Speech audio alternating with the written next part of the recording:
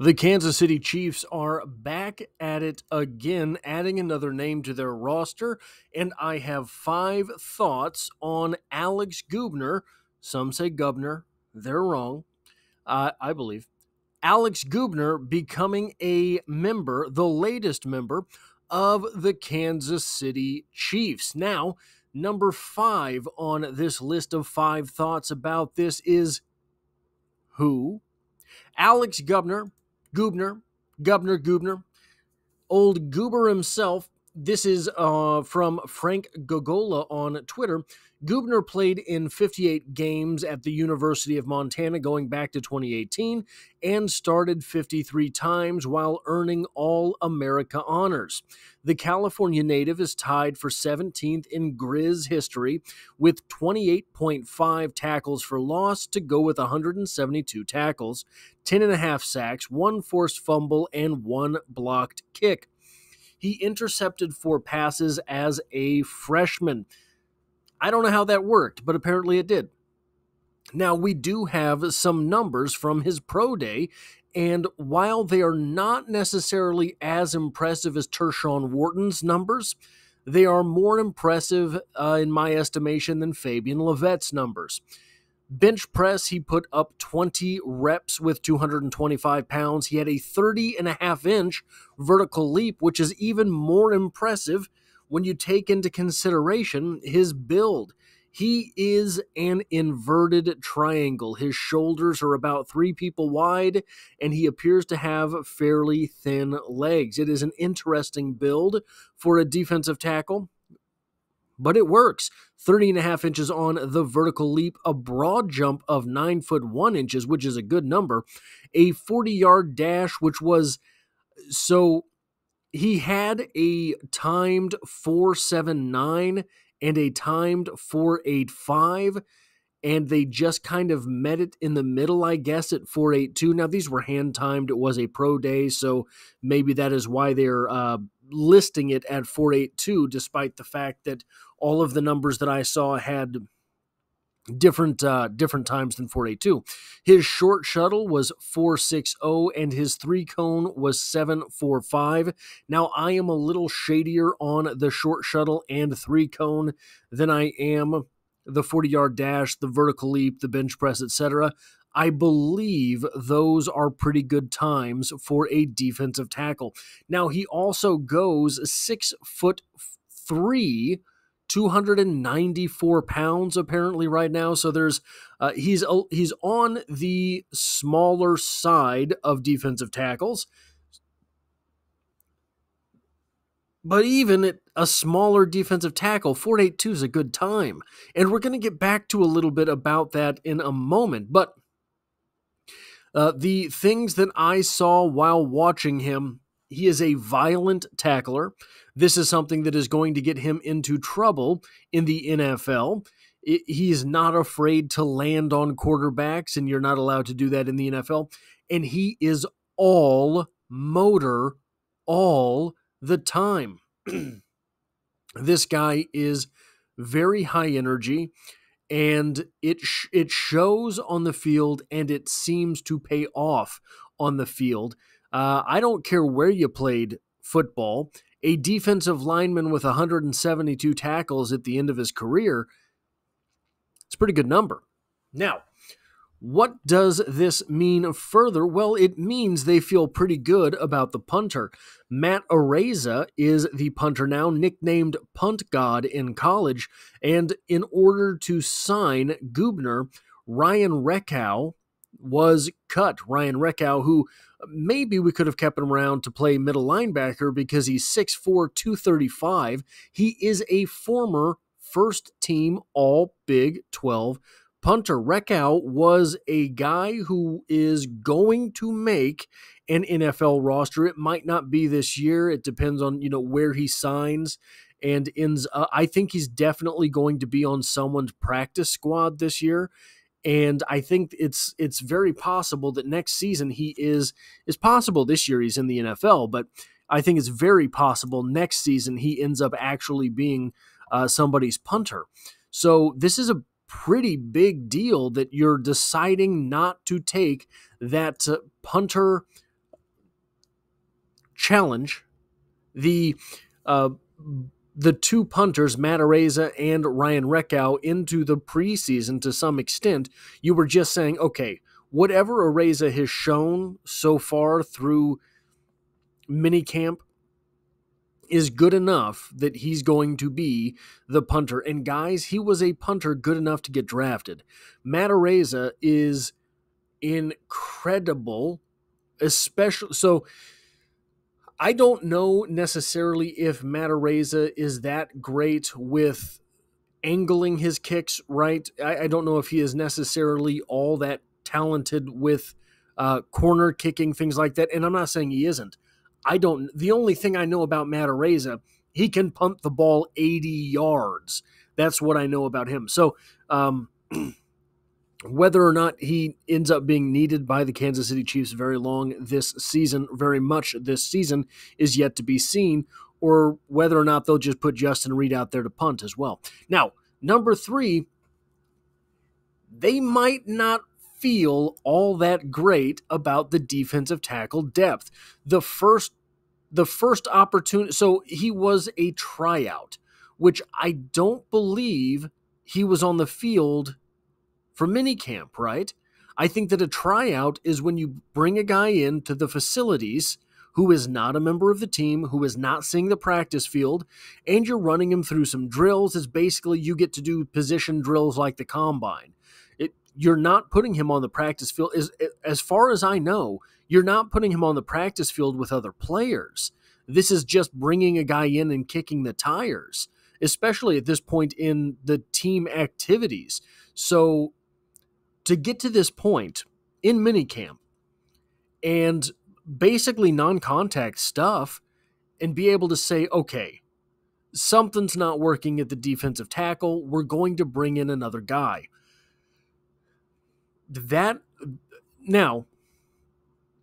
might not mean that they feel bad about the defensive tackle depth, but it certainly means that they don't feel great about the defensive tackle depth.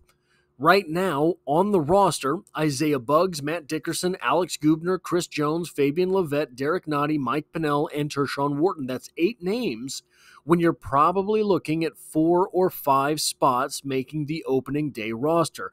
Probably you have a defensive tackle or 2 on the practice squad. Probably, especially with the Chiefs having so much trouble at defensive tackle, one of those practice squad names is unlikely to be on the team right now. I think it's very likely that, in my opinion, Isaiah Buggs and Matt Dickerson are probably at the bottom of this pecking order right now. Obviously, Alex Gubner and Fabian Levette haven't proven anything in the NFL, but I think you're giving them benefit of the doubt, especially with one of those names on the practice squad. So looking at these names, you have to, obviously Chris Jones is on the active roster. You have to believe Derek Nottie is. Mike Pennell is an interesting one because do you want to carry him on the active roster all year when you're probably not going to give him many reps because you want to save him for the postseason? And if you try not to carry him on the active roster, probably someone is going to snag him off of your practice squad. So Tershawn Wharton, I think we have run into this a couple times now. Tershawn Wharton is an interesting name at defensive tackle. He does not appear to be getting better at the sport of football, which, look, he's done way more than you could ever expect from a guy who came into the league the way he did. He was something of a super athlete playing football where he did. Now, looking at those names, Chris Jones, Derek Nottie, Mike Pennell, I think you have to carry him on the active roster. Tershawn Wharton, that's 4 names. Isaiah Buggs, Matt Dickerson, Fabian Levette, and Alex Gubner for 1 spot, and then probably a practice squad spot. So what are you doing there? Like, this is going to be This is going to be very interesting come training camp, because in training camp, we're going to get a little bit of a better idea how the Chiefs feel about these different names. We're going to get a little bit more about, is anyone progressing? Does anyone look better than they did last year? Etc., etc. Now, the number two thing that this makes me think, this guy sure does remind me of someone. Watching him on the football field reminds me of someone who is from a neighboring state to where Alex Gubner played college football. Someone who is from a neighboring state to Montana, one of those neighboring states, Idaho. This guy reminds me, when watching him, of Jared Allen. It was very difficult to find any type of footage on Jared Allen in college when he came out. I remember vividly when Jared Allen was drafted. I used to go over to my buddy Noah's house every draft, and when the NFL draft used to be a testament of will. The NFL draft used to be a real man's game. It used to be will and attrition, and we would go outside and play catch, waiting for the Chiefs picks to come up, and the Chiefs pick was made while we were still outside. We went inside, and that little scroll across the bottom of the screen said Jared Allen. Nobody had any idea who Jared Allen was. Very high motor his entire football career, very violent tackler. It is, obviously, Jared Allen played a different position. Defensive end versus defensive tackle, still defensive lineman.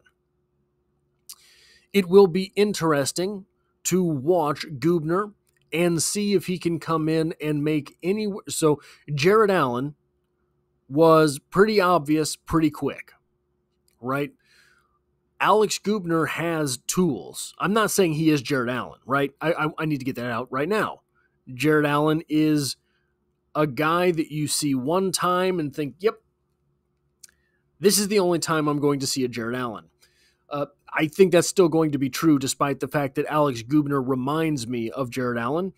But it is nice to see some of those same traits. Now, the number one thought that I have on the fact that the Kansas City Chiefs have signed Alex Gubner is this: they don't stop. Brett Veach does not stop.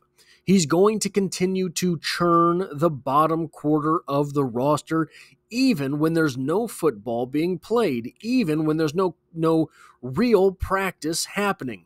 When it becomes obvious that a person on the roster is superfluous, they are going to be dismissed. This sounds very cutthroat. That's how you win consecutive Super Bowls. That's how you go to 6 consecutive AFC Championship games. That's how you hope to win 3 consecutive Super Bowls. Ryan Reckow, maybe he was doing great in camp. Doesn't matter. If Matt Araiza made it obvious that he was not going to be the starting punter for the Kansas City Chiefs, and it's kind of rare to keep a punter on the practice squad. The Chiefs have done it a couple times over the past couple seasons, but once it becomes obvious that Ryan Reckow is not going to be the Chiefs punter, you have an additional roster spot. Where are we going to see the next cut being made? We've already seen the Chiefs get rid of 2 different running backs so far this preseason, when it was kind of obvious, look, they don't bring anything unique to the table. The Chiefs are currently super loaded at wide receiver, and they're going to be super loaded at wide receiver until Nico Remigio or Justin Ross, who both had very good days in minicamp, are able to prove that they are better than Sky Moore and or Kadarius Toney. Once that happens, Sky Moore and or Kadarius Toney will be Ryan Reckow. that's just going to be the way it is, unless all of a sudden Kadarius Toney can catch and Sky Moore gets open. I don't know. For some reason, he doesn't get the ball, right? So wide receiver, in my opinion, is a place to keep an eye coming up. I don't know. Maybe offensive line. I think that the top 6 guys are going to be fairly well cemented in there if the Chiefs are able to really wriggle one of those backups off of the roster. Are they able to trade anyone and get value out of them? What are they doing on the... Lucas Niang comes to mind, obviously. He's been sort of sitting on the shelf collecting dust for a little while. Does he have more potential than that? I don't know. I'm not in practice every day. It seems like it to me. But, you know, with so many starting games in the NFL, with Chase Young, I believe it was Chase Young, saying that Lucas Niang was the toughest matchup he had in all of college, maybe there will be a market for him. It is difficult to say at this point, but I think that we have to be of the opinion that Brett Veach is going to make another move in the next week or two. This just seems to be what he is doing at this point in time. Where that move will come from is yet to be seen. That's all I have for this video. 5 thoughts on the Chiefs signing Alex Gubner. If you like or appreciate what it is that I do here, hitting the like button really does help me out, as it tells YouTube to share this video with other Kansas City Chiefs fans. The Kansas City Chiefs are the only thing I talk about on this channel, dropping multiple videos every single week. So if you find yourself here by chance but not design, consider hitting the subscribe button to stick around for more. And as always, I hope to have you back for the next one.